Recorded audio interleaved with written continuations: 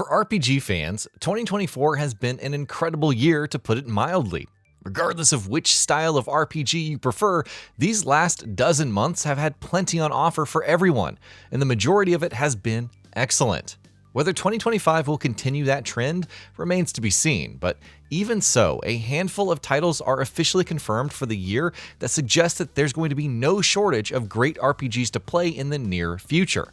Among that list of games, Kingdom Come: Deliverance 2 is also present. Give it to me. Come and get it. Fellas, hold your noses and beat him up. The wait for a sequel to Kingdom Come: Deliverance has obviously been a long one. The first game in the series, releasing in 2018, may have had its fair share of rough edges, but it developed a sizable fan base following over time, having sold over 8 million units by November. That there would be a sequel at some point was really never in doubt, given that success, and now that a sequel is within touching distance for fans, the prospect of an iterative sequel that promises to build on its predecessor's solid foundations while sanding off its rough edges is looking like an increasingly exciting one. Had enough? Aye. Now hand it back. Everything you stole from me. Here. That's all of it. Can I go now? That, in fact, is exactly how the developer is describing Kingdom Come: Deliverance 2. The developer says the upcoming open-world action RPG is meant to be an evolution of established ideas, rather than something that reinvents the wheel. A more polished and fleshed-out take on the first game's formula that eliminates most of its jank and expands on its best ideas was exactly what many had been hoping Kingdom Come: Deliverance 2 would be, and sure enough, that's what the developer is planning. That, of course, will mean that the game will offer a familiar experience in a number of ways, including some that not many would have expected. For instance, Henry returning as the protagonist and the game being a direct follow-up wasn't something everyone expected. The developer's reasoning is easy enough to understand. With Henry set to return, the developer is promising a story that raises the stakes while also building on established narrative arcs and world-building foundations. The result, according to the developer, is a more epic and sweeping story.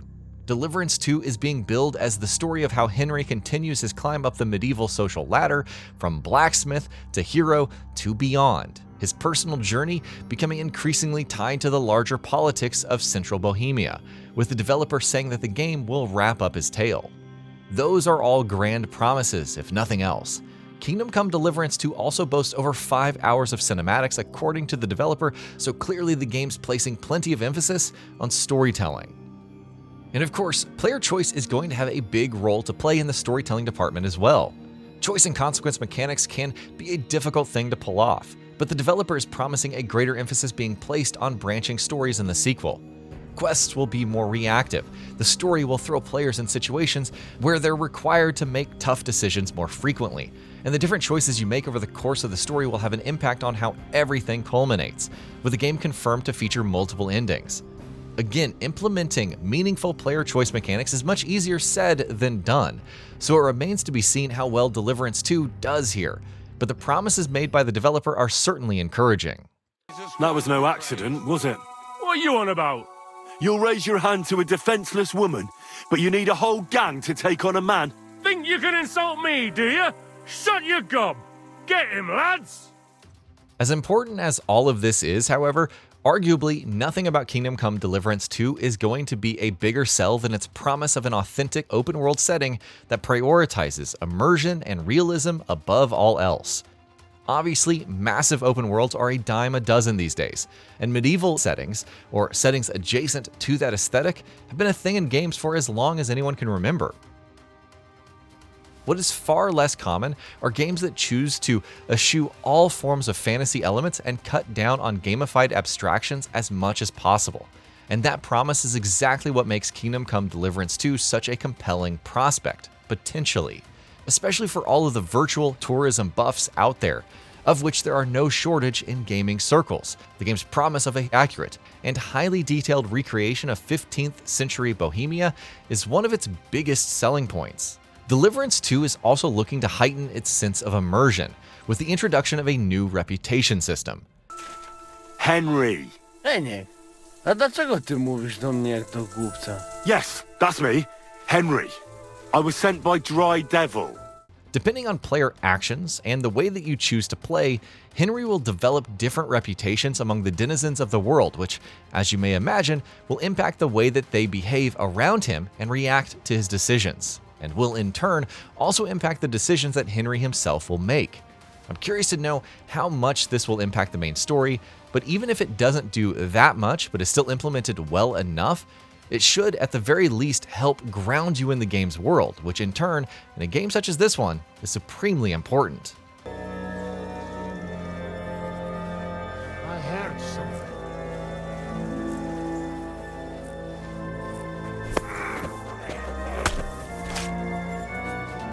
And yes, on top of all of that, Kingdom Come Deliverance 2 is promising to be a huge, sprawling experience. No longer crowd-funded and being developed on a larger budget and with a greater pool of resources all around, Deliverance 2 is looking like a much bigger and more expansive game than its predecessor. The developer says that the game is going to be anywhere between 80 and 100 hours long, with a world twice as large as the first game, across 2 separate maps no less, one of which also includes a large, dense city of Kuttenberg, while presumably there will also be no shortage of side content on offer. A bang for your buck? Well, it sure sounds like it. Of course, Deliverance 2 is also going to have to make marked improvements in several key areas. The first game's more eccentric tendencies were a big part of its identity, but some of them actively took away from the experience, like the survival mechanics or the saving system. So hopefully Deliverance 2 will be much smarter about how it implements those systems. We're also hoping for a significantly more technically stable and polished experience, because as anyone who's played it will remember, the first game was a huge mess from a technical perspective when it originally launched. I'm all yours.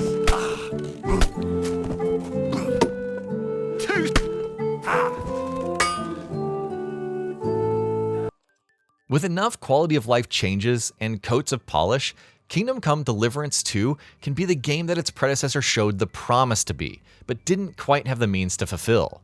The iterative improvements that the sequel is making are sounding encouraging, and that combined with the inherently strong appeal of a sweeping, open-world action RPG that prioritizes realism, immersion, player freedom, and player choice can make for a decent game. Whether all of those elements can come together cohesively and strike the exact right balance, well, that remains to be seen. But for now, gamers can keep their eye on Kingdom Come Deliverance 2.